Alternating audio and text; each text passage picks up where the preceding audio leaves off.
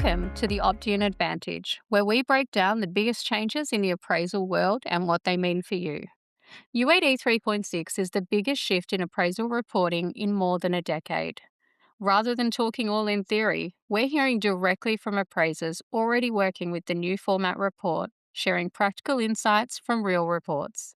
This week, I'm joined by David Hallman, Area Manager in Illinois and one of our early adopters of 3.6. Let's hear what he had to say. So, for the listeners, what market do you work in and what type of assignments do you handle most? So I work in the Chicago, Illinois area, and I handle all residential properties up to 4 units. And the majority of my work is single family residences, single family homes. Okay, great. And you are one of our early adopters of 3.6 reports. So, how many 3.6 reports have you completed so far? And what property type did you do first? I've done two complete end to end reports, and they've both been single family homes. Before you picked up that first file and went out to the inspection, how prepared did you feel on a scale of 1 to 10? And can you talk me through that? I would say a six, Yeah. because we were in the first iteration of the GyroKit app, and I helped the test the beta version of that, so I was somewhat familiar with it, but I still had to learn, we're learning a workflow, so to Yeah. speak. But I do tend to adapt to tech pretty quickly, Yeah. so I figured my comfort level, even as I was going along, that first one would grow. Now, talk me through the moment you opened the new UR form. What immediately looked different to you? Well, the layout Mhm. of the form itself, it's not laid out like the old forms or the current forms. The fact that there's need for more commentary and there's a need for more detail, like in the views and locations. You have to give them detail of what they're looking at. Additional quality and condition ratings on not just an overall, but on like the kitchens, baths, different quality and conditions for the interior and the exteriors. Just seeing all that, just knowing that you had more detail, that stood out right away. With your first report, what part took you the longest? And then what sped up when you did your second report?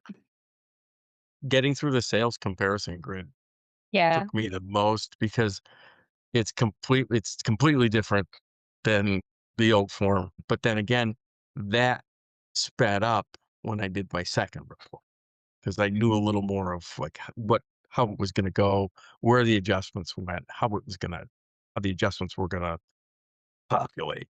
yeah.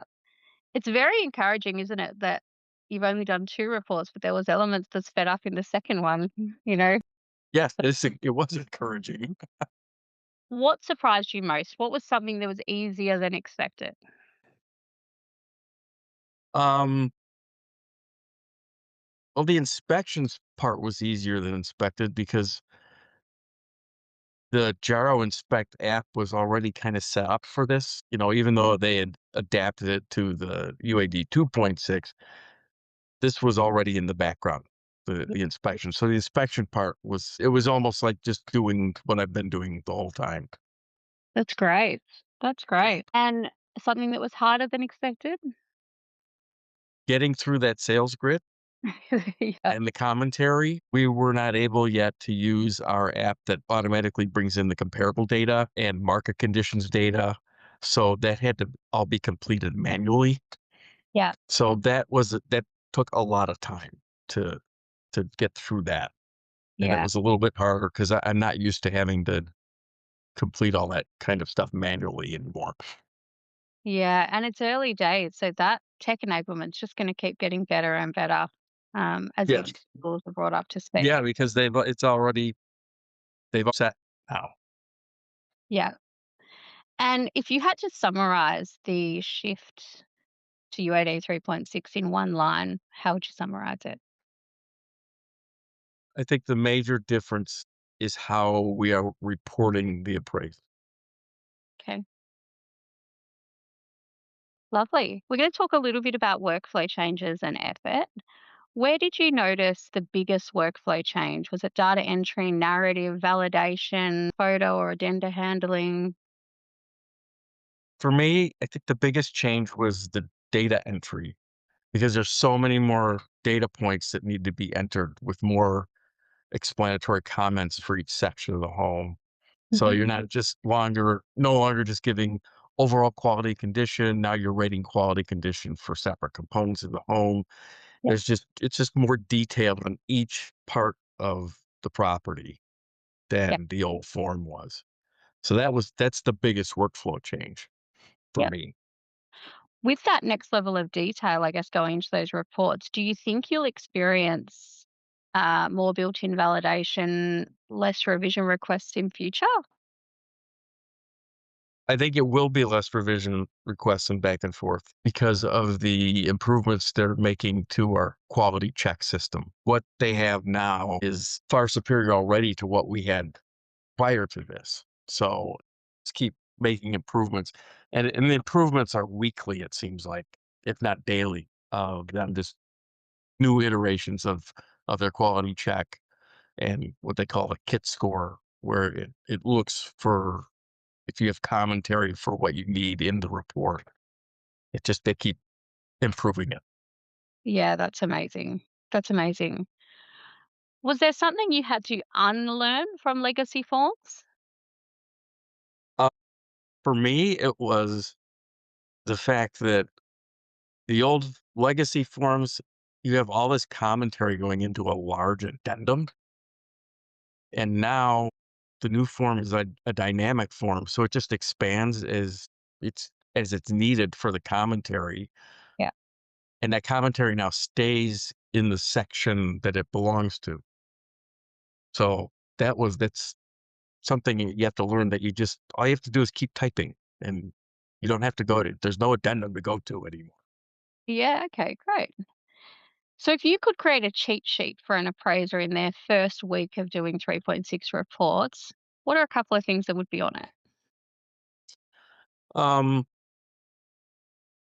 you wanna check for the proper fields to populate for the type of property you're doing.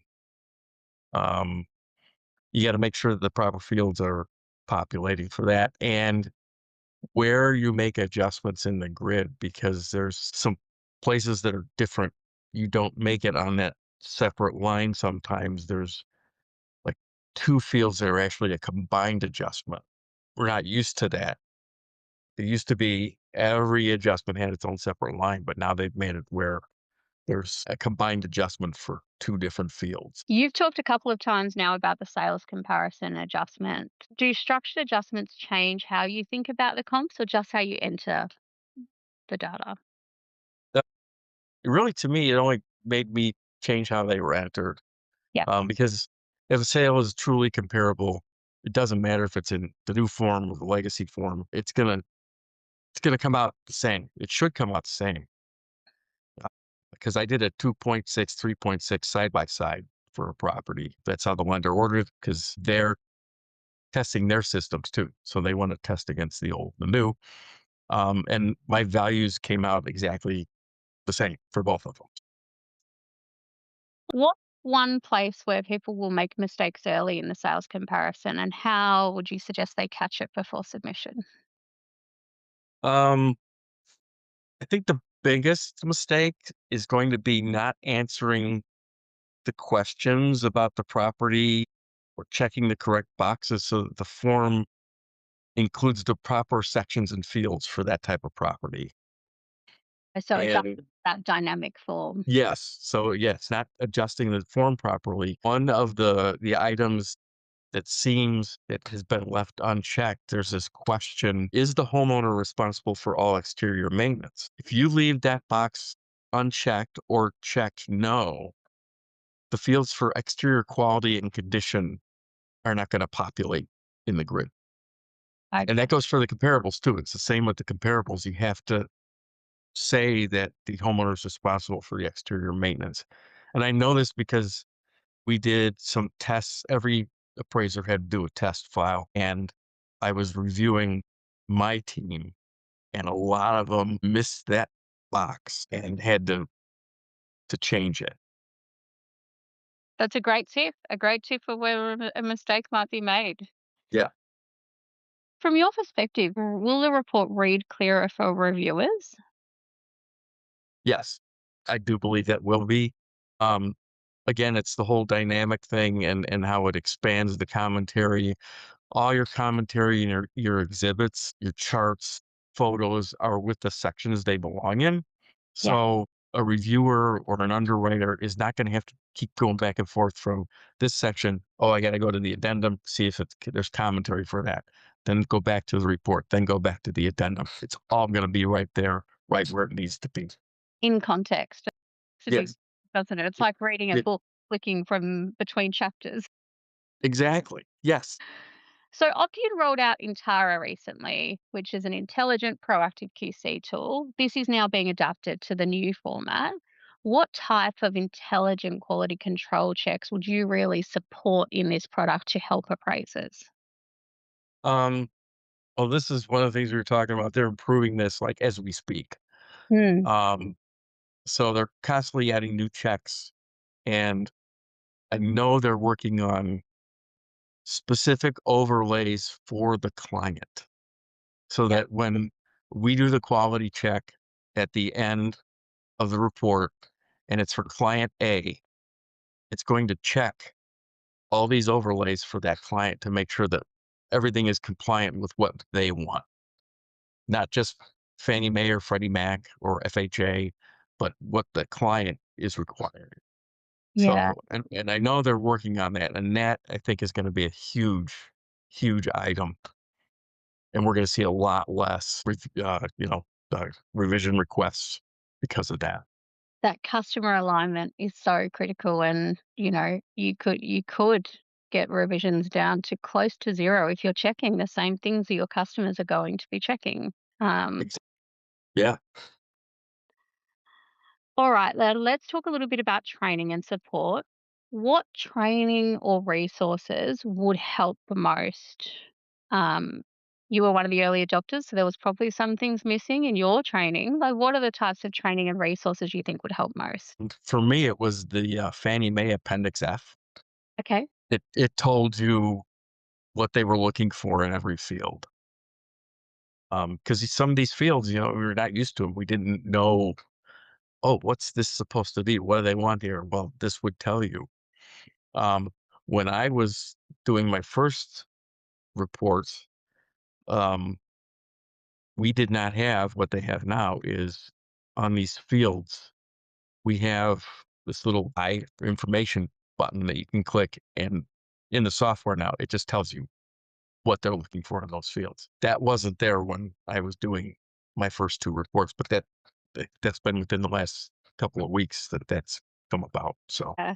That's exactly like what we were talking about with the reviewers of the report. It's all in context. So if you're looking at the field, you have to fill it out, and there's a little tip there to say this is how you do it. You don't have to go anywhere else. That's excellent. exactly.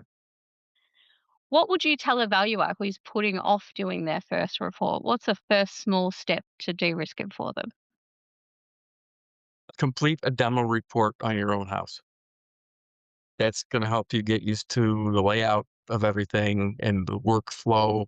It'll get you started anyway on the workflow. And really, there's no putting it off any longer because it's here.